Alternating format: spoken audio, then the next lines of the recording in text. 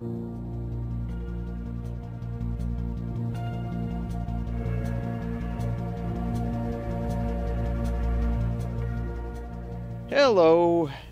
Hey there, this is Drew.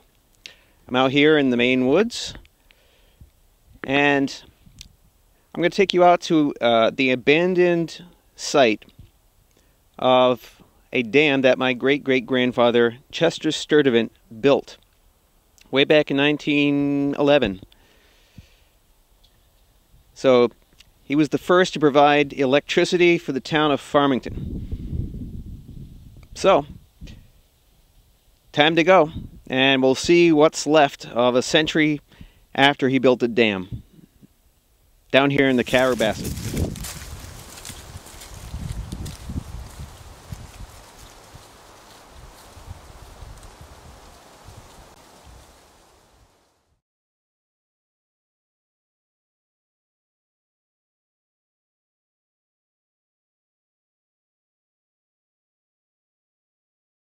Alright, here on the Carrabassett,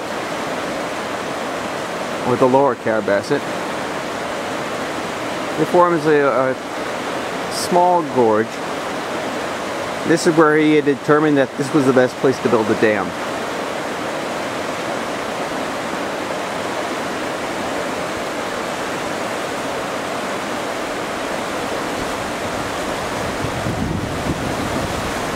So what he did, at this point, he constructed the dam.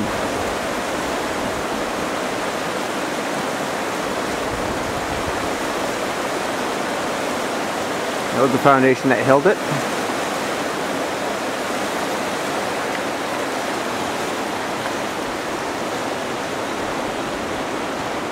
And it's kind of hard to see through the trees, but there's the other end right there. Retaining wall.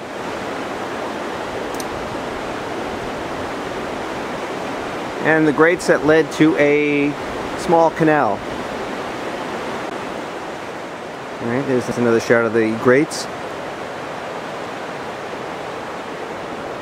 So this was bridged, and it led to a canal that went about I don't know, 500 feet down towards the generating station.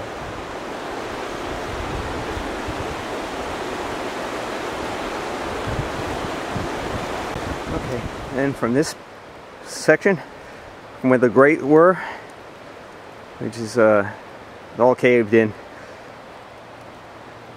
you had this diversion canal, divert the waters of the Carrabassett along this trench down to the generating station. And from the accounts of that day, said they made the dirt fly.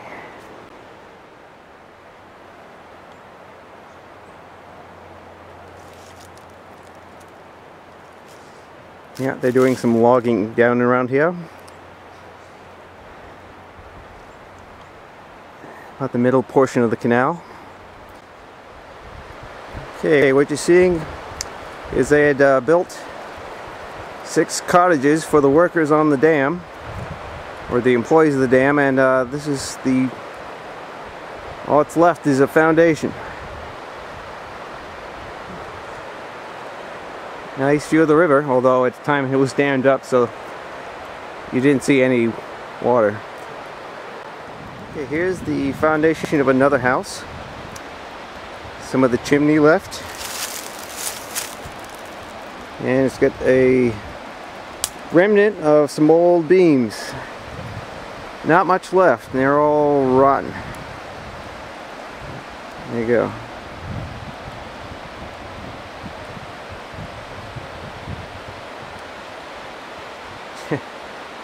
Chimney.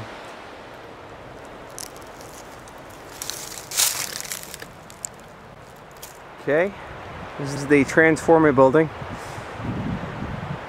See where the power lines used to come out on top there?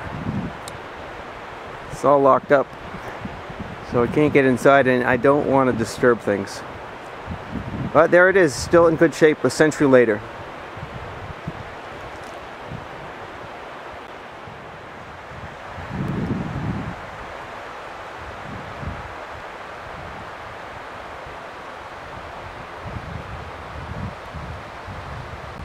Okay, this is the inside of the transformer building.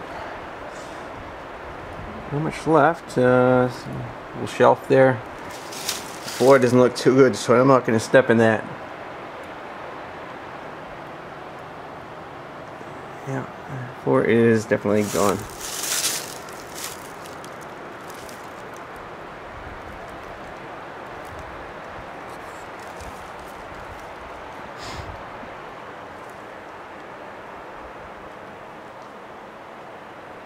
Oh, just close pins. Okay. There you go. That's where the wires used to go.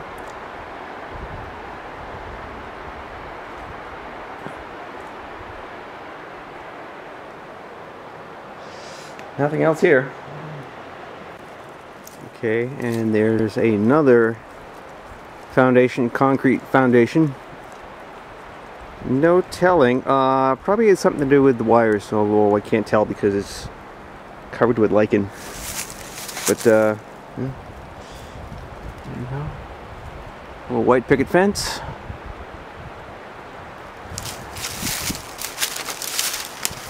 And some of the original power lines.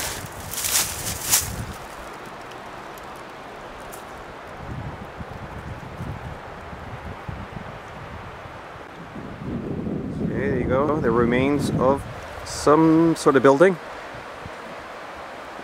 So all that's left is the roof.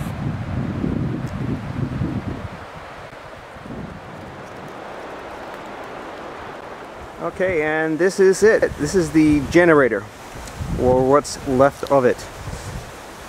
I'll have to show you pictures when we came out earlier with my family to take a look. And we got pictures, and I got pictures of this generator plant.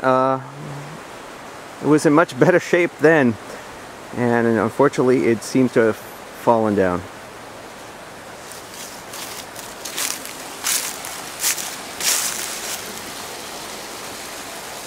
Okay, that's where the river, diverted water river, came in.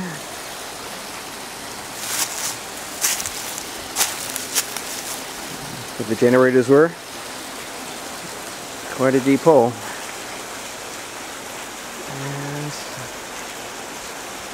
And that's where the outlet went through. Alright, let's take a look on the other side.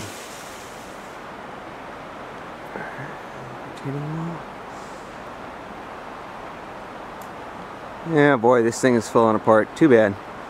I was out here about eight or so years ago. And most of that was still in place. At least the wall. But the ravages of time.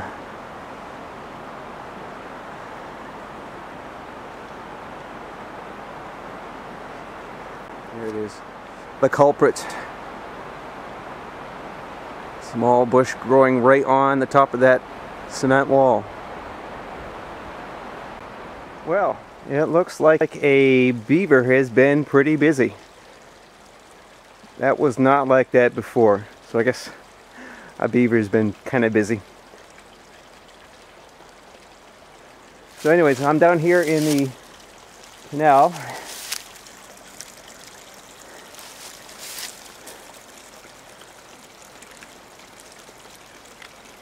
And this is where the water would enter the generating room.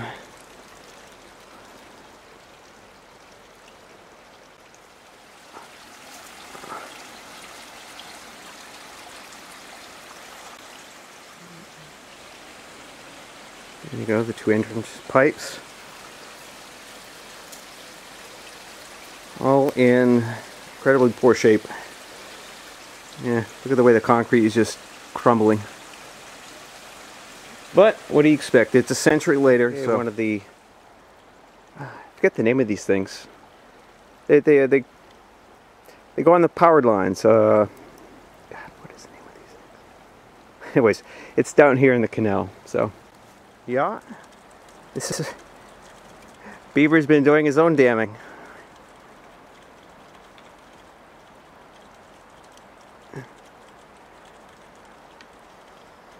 wonder if that's his residents over there. Alright, some concrete foundations just east of the dam. No telling what they were for, though.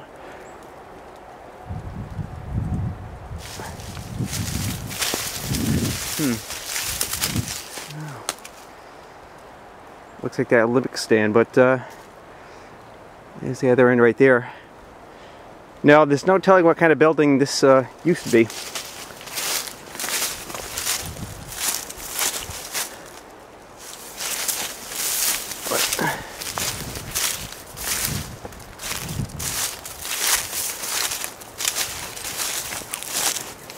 Whew, look at that.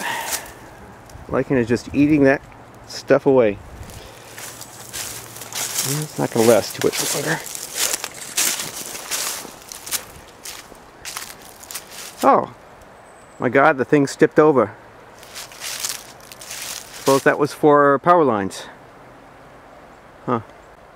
Okay, so that's my tour of Mr. Sturtevant's old dam. Now, some of the background of this is kind of fun. So apparently around 1908 or so, they had a special guest speaker in Farmington. And he was part of the expedition to the poles with Admiral Perry. So he's giving a speech, and the gas-powered electricity that had powered the building failed. So the building was dark, and the speech had to be canceled. So at that point, Mr. Sturtevant said, okay, this is BS. Well, maybe not, but he said, okay, I'm going to do something about this. So what he did, he'd been scoping out things around, and he decided that this area was the best location for power generation because of the location. Now, of course, everybody said, nah, you can't do that. It's impossible. Impractical. You know, all the naysayers, you know, what they usually say when you attempt to think about anything big. So anyways, he had kind of like secretly or on the side, he'd built up or bought about a mile of the location along the river here, and just kind of let it sit for a bit.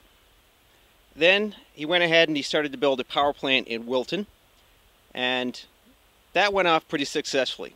And at that point, he had a few businessmen who were willing to go in with him as his backers. So he finally had the capital, and he went ahead, started to build, and as the news report said, actually the dirt was flying.